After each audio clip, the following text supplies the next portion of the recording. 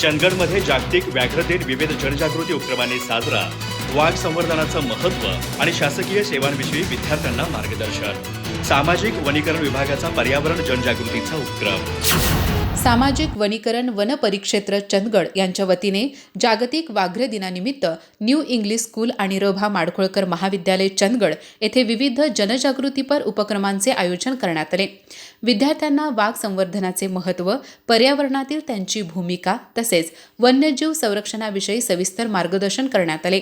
यावेळी वनक्षेत्रपाल दत्ता पाटील वाघाचे अन्न साखळीतील महत्त्व, त्यांच्या विशेष सवयी, शिकारीच्या पद्धती, वाघांचे संवर्धन का आवश्यक आहे याविषयी सविस्तर माहिती दिली.